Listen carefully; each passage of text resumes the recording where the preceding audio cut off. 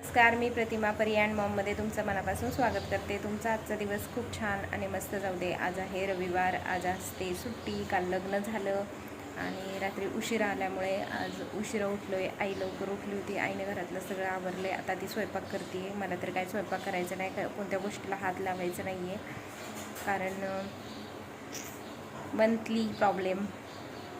आणि इकडं मम्मीच्या घरी काही चालत नाही. आमच्या घरी चालतं असं. शहरात कसं काय गोष्टी चालतात, पण इकडे गावाकडे जास्त चालत नाही, कारण मम्मीच्या घरी देव आहेत आणि मम्मीच्या अंगात पण येतं, त्याच्यामुळे मग चालत नाही इकडं. तर मी आंघोळ वगैरे केली आहे आणि अशीच बसली आहे. सकाळी ना जरा उशिरा उठल्यामुळे मग का रात्री झोपच लागली नाही, मग उशिरा उठलो आम्ही. मस्त झालं कालचं लग्न. तर आता आई आज बनवते आहे मटण, कारण मी आता जाणार आहे थोड्या वेळाने. 12 वाजता निघन इथून, 11:30-12ला, किंवा मग काय माहिती उशीर होतो का काय, त्याच्यामुळे मग तिचं चाललं आहे मटण बनवायचं, कारण आता मी जाणार त्यामुळे. आणि मी तुम्हाला मटण बनवल्याच्या नंतर दाखवते. आणि आमचा श्लोक काल लय रडत होता लग्नाला येण्यासाठी, आहे का नाही गं? आई आमची डस्टबिन घेऊन ये, नाही तर आईला दाखवलं असतं. आमच्या कचरा गाडी आली ना का नाही?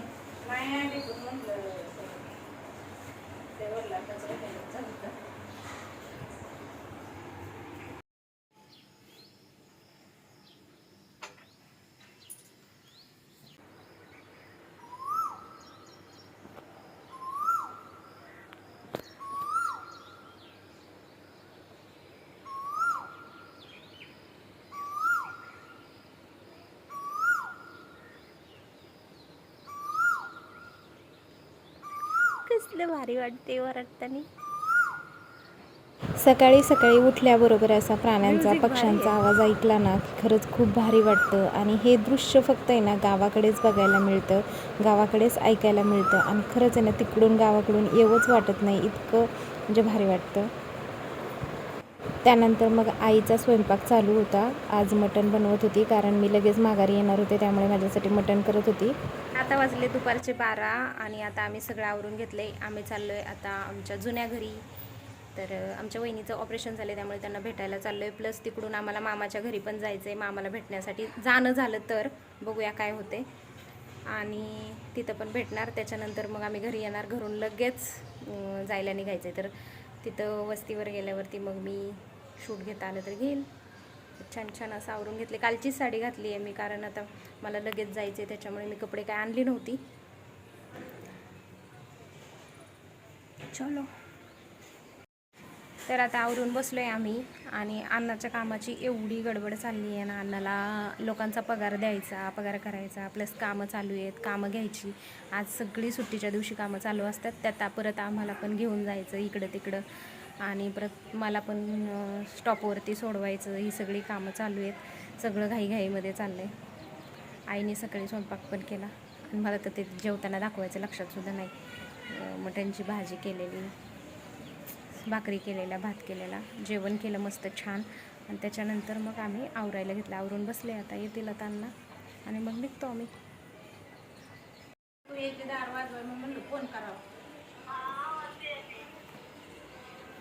मला जायचंय तिकडं ग. अगं हे धंदा म्हणलं की असंच असतंय, कुठलंच काम होत नाही. आपण आता म्हणलंय की इकडं जायचं तिकडं जायचं, तर ते होत नाही ना. मी उरकलं तर ह्यांना वेळ नाही, ह्यांनी उरकलं तर मला वेळ नाही. त्यांचं कामच, तुमचं कामच तसं आहे, तर आम्ही काय करायचं? आम्ही आलो, आम्ही मध्येच आपलं अडकून बसतोय तुमच्या ह्याच्यात. सुट्टी रविवारची असते, मग असंच पाहिजे आपले. शनिवार रविवार सुट्टी आहे बाबा, नियोजन करता येतं आम्हाला. सुट्टी शनिवार सारखा, रविवार सारखा, सोमवार सारखा, सगळंच सारखं. काय करायचं? कधी जायचे मी? 12 वाजून गेले. मला स्वयंपाक करून जाशील की कधी? गाडी गेल्यावर गाड्या भेटतील का मला? कचरा गाडी आली बघ. इकडे आली का? नाही दिसत, इकडून नाही दिसत. इकडूनच येईल दुकानापासून, इकडून आता ती तार लावली. इकडं आवाज येतो ह्या नवीन बिल्डिंग मध्ये. 12:30 तो व्हायला आल्या. कसं व्हायला? कधी जायचो आणि कधी यायचो आणि मी कधी पुढं जायची. बापरे, इथंच एवढा वेळ म्हणल्यावर माझा प्रवास कसा व्हायचा. आधीच तर लई वैताग आलाय.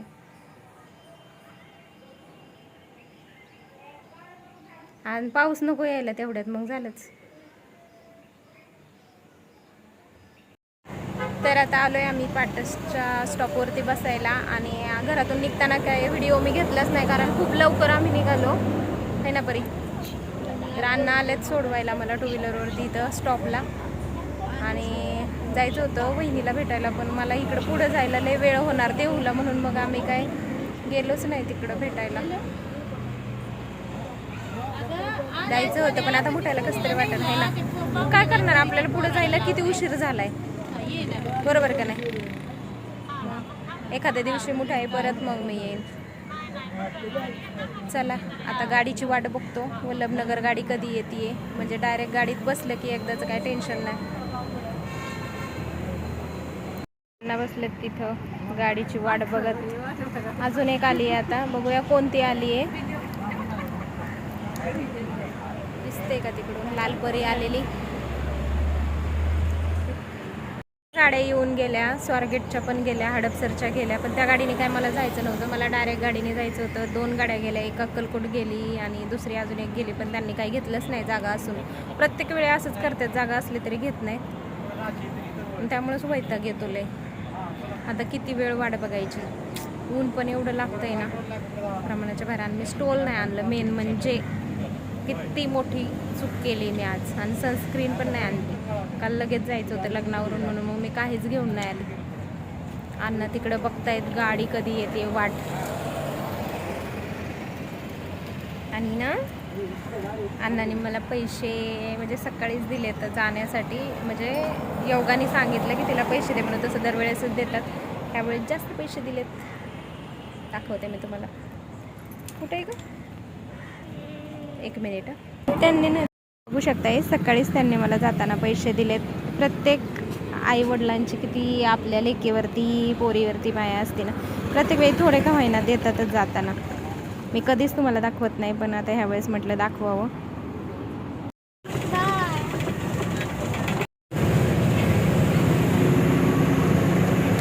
अथक प्रयत्नानंतर आत्ता आम्हाला गाडी भेटली. इतक्या वेळानंतर गाडी भेटली. आता बघूया किती वाजता जाते. आता किती वाजलेत, आता 3 वाजत आलेत.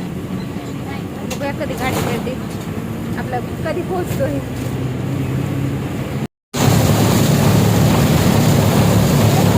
महामंडळाच्या ज्या गाड्या आहेत ना, म्हणजे ST झालं, बस झालं, या सगळ्या गाड्यांकडे ना जरा सरकारनं लक्ष दिलं पाहिजे. काय सांगू तुम्हाला, गाडीमध्ये इतका आवाज येत होता आणि गाडी इतकी खिळखिळी झाली होती ना, मलाच भीती वाटत होती. म्हटलं अचानक जर काय झालं तर काय करायचं, पण तसंच जीव मुठीत घेऊन बसलेली. तर आत्ताच आम्ही पुणे क्रॉस केलं आहे आणि पुढे नको जाऊ. आणि आता थोड्या वेळात आम्ही पोहोचेल आता वल्लभनगरला. बराच वेळ झालं गाडीमध्ये, खूप कंटाळा आलाय गाडीमध्ये आणि कधी पोहोचेन असं झालंय.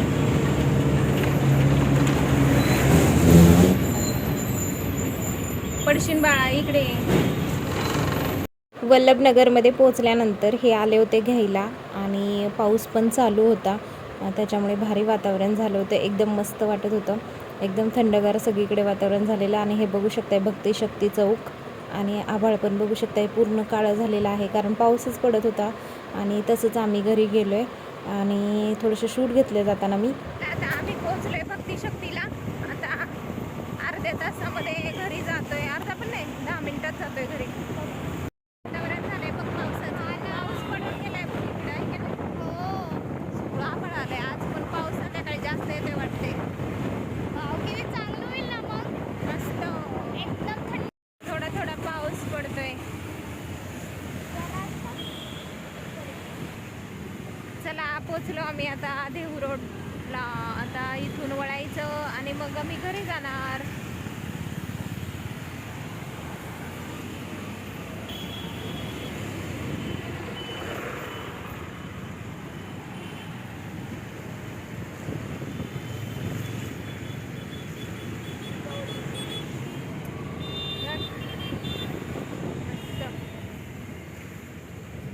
तर 6:15 वाजता मी घरी पोचले आणि वल्लभनगरमधून येताना मला जरा पाऊस पण लागला थोडासा, तुम्हाला दाखवलंच मी. आणि आल्यानंतर पहिली आंघोळ केली, म्हणजे फ्रेश झाले पहिल्यांदा. आणि त्याच्यानंतर मग मी चहा केला मस्तपैकी. चहा पिल्यानंतर मला बरं वाटलं. स्किन केअर केलं आहे थोडंसं. आणि माझा पाय खूप सुजला आहे, दुखतोय पण माझा पाय, काय कळना आज लई इतका सुजला आहे ना पाय. आणि पायाला काय झाले काय माहिती, एकच पाय भरपूर दुखतोय. आणि ब्लॉग पण एंड करायचा होता मला, पण त्या अगोदर दाखवा म्हणलं तुम्हाला माझ्या पायाची हालत कशी झाली आहे. चला दाखवते बॅक कॅमेराने. माझा पाय किती प्रमाणाच्या बाहेर सुजला आहे. ही सगळी अख्खी सूज आहे ही. हे बघा पाय कसला टम्म फुगला आहे आणि इतका दुखतोय ना. हे बघा दिसते का सूज? असली सूज कधीच येत नव्हती, इतकी सूज आली आहे. इतकाच पाय सुजला आहे, प्रमाणाच्या बाहेर पाय सुजला आहे. केस सुकवते आणि आजचा ब्लॉग इथंच एंड करते. डोकं पण फार दुखतं आहे, भूक पण खूप लागली. काहीतरी पटकन फास्ट असं बनवणार आहे, जेवणार आहे आणि झोपून टाकणार आहे आज लवकर. तुम्हाला आजचा ब्लॉग कसा वाटला मला नक्की सांगा. आज प्रवासातलाच ब्लॉग होता, जास्त काही मी शूट नाही केलं. भेटूया अशाच नवीन ब्लॉगमध्ये, तोपर्यंत बाय.